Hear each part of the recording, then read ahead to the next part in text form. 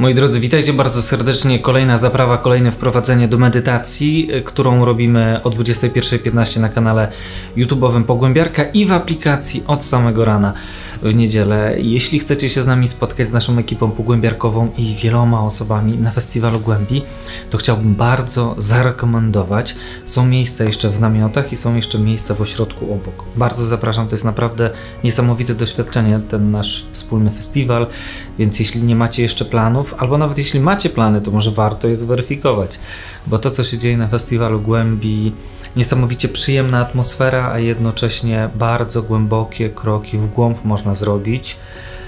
Popytajcie tych, którzy byli, na pewno warto.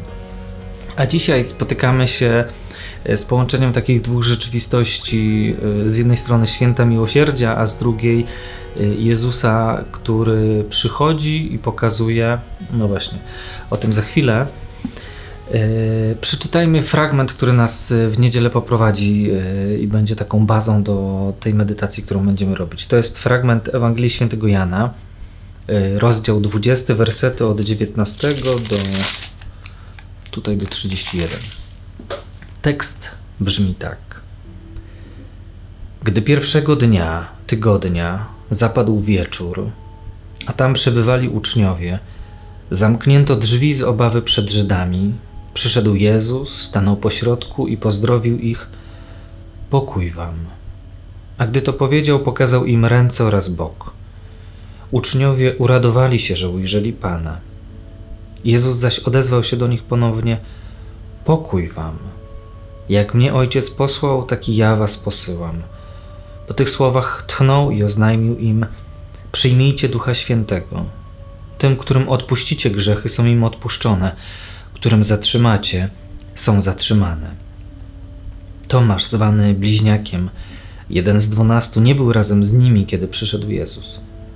Pozostali uczniowie mówili więc do Niego: zobaczyliśmy Pana. On jednak odparł: nie uwierzę, jeśli nie ujrzę na Jego rękach śladu po gwoździach, nie włożę swego palca w miejsce gwoździ i nie umieszczę swej ręki w Jego boku. Po 8 dniach uczniowie znów byli wewnątrz i Tomasz razem z nimi, mimo zamkniętych drzwi. Jezus wszedł, stanął w środku i pozdrowił ich: pokój wam. Następnie rzekł do Tomasza: umieść tu swój palec i zobacz moje ręce. Podnieś też swoją rękę i włóż w mój bok. I przestań być niedowiarkiem, a bądź wierzącym. Tomasz mu wyznał w odpowiedzi: Pan mój i Bóg mój. Jezus zaś rzekł do niego: wierzysz, ponieważ mnie ujrzałeś? Szczęśliwi ci, którzy nie zobaczyli, a uwierzyli. Jezus dokonał jeszcze wielu innych znaków wobec uczniów, których nie zapisano w tej książce. Te natomiast spisano, abyście wierzyli, że Jezus jest Chrystusem, Synem Bożym, oraz abyście, wierząc, mieli życie w Jego imię. Moi drodzy, ta Ewangelia i to święto dzisiaj, to zestawienie, to mi się wydaje jakoś tak bardzo ciekawe, bo z jednej strony można by tak pomyśleć, że jakaś inna Ewangelia by tutaj do święta miłosierdzia bardziej pasowała. Jezus wskrzeszający Łazarza, albo taki, który cuda robi, uzdrowił tu kogoś, albo taki, który mówi, że trzeba wybaczać 77 razy. Nie taki ludzki Jezus skupiony na człowieku. A tu jest Ewangelia Jezusa, który przychodzi do nieprzekonanych uczniów i Tomasz wątpi. I dlaczego taka Ewangelia? Uzasadnienie jest historyczne, dlatego że najpierw była ta Ewangelia w pierwszą niedzielę po zmartwychwstaniu, dopiero później święto miłosierdzia zostało tu włożone w ten dzień. Natomiast zupełnie chyba nieprzypadkowo jest jakiś głęboki sens w zestawieniu tych dwóch rzeczy. Ja to dzisiaj tak naprawdę zobaczyłem. Bo mamy święto miłosierdzia, które mówi o biblijny obraz tego, co my nazywamy miłosierdziem, to jest słowo chesed używane i ono mówi o takim byciu serca przy sercu, blisko czegoś takiego, co my byśmy nazwali empatią, ale nie w znaczeniu emocjonalnym, tylko być człowiekiem chesed to mieć zdolność popatrzenia na rzeczywistość z perspektywy drugiej osoby. I taki Jezus dzisiaj jest święto takiego Jezusa właśnie, który potrafi popatrzeć na życie z mojej perspektywy, czy z perspektywy tej drugiej osoby. A z drugiej strony Jezus, który przychodzi do uczniów, oni nie dowierzają i co najciekawsze w tym wszystkim, Jezus z ranami. To jest taki wielki symbol dzisiejszej Ewangelii. Jezus, który przychodzi i ma rany, to jest Jezus silny i zmartwychwstały. W potędze, można powiedzieć, i ma rany. Się tak nie klei jedno drugiego. Po co te rany w tym wszystkim?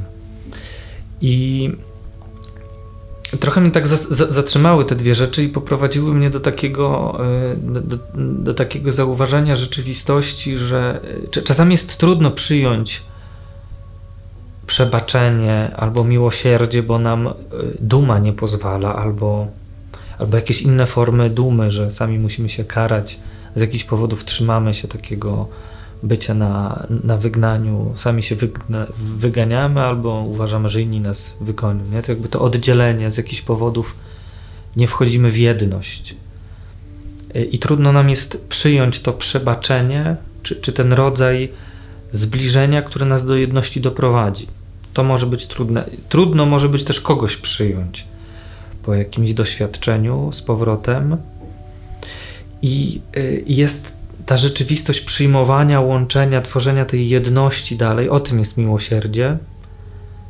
Żebyśmy byli w jedności z Bogiem i daj Boże ze sobą, z ludźmi. A druga strona to są te rany Jezusa.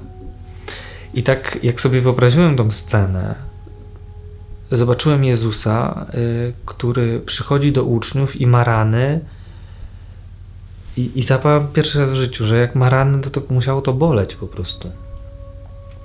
Że rany Jezusa nie były symboliczne, tylko były ranami, więc sprawiało mu to cierpienie. I Jezus, połączenie Jezusa cierpiącego z Jezusem wybaczającym, to dla mnie był taki obraz, że nie można czekać na gotowość. Że moment przyjęcia miłosierdzia albo dania komuś miłosierdzia to jest zawsze taki moment, kiedy nie mamy w sobie na to gotowości. Czyli trzeba zrezygnować z takiej iluzji, że może kiedyś będę miał tak wystarczająco dużo siły, że przyjdzie mi coś jak spłatka. Przyjęcie albo danie komuś tego.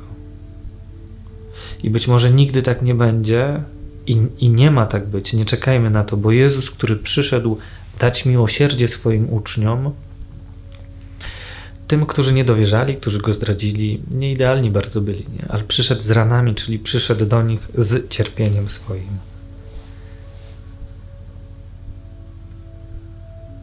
Jakoś taki przyjmujący dla mnie to jest obraz, że i mówi on mi tyle, że nie warto czekać na gotowość, czyli nie warto czekać na brak trudu w różnych przełomowych sytuacjach, które gdzieś wokół nas krążą.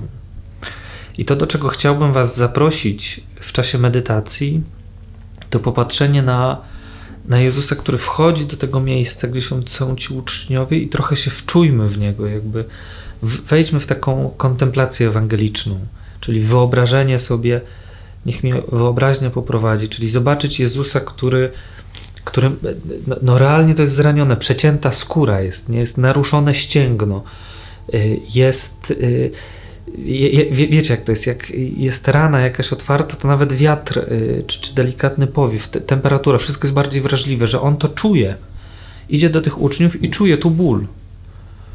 Tu ma też przecięte, w głowie tu było pokaleczone. To czuł ból i tak popatrzmy na niego i się wczujmy, że jego boli po prostu. A mimo wszystko wychodzi Jezus, którego kosztuje wyjście w stronę ludzi. I takie pokontemplowanie, czemu ma służyć? Nie temu, żeby się wzruszyć nad Jezusem. Może trochę. Ale przede wszystkim, żeby odnieść to do swojego życia i zobaczyć, że skoro Jezus zmartwychwstały, silny i potężny, też się z tym borykał, to i moją drogą jest to samo. Iluzją jest czekanie na moment, kiedy nie będę musieć wkładać siły w jakiś przełom, w jakieś wybaczenie, w jakieś odpuszczenie. Wystarczy ta siła, którą mam. Nie muszę jej mieć w nadmiarze. Jest wystarczająco dużo, żeby dać wybaczenie albo żeby je przyjąć. I z tą myślą chcę Was zostawić i zapraszam na medytację o 21:15 na żywo, a w aplikacji od samego rana. Do usłyszenia, to jest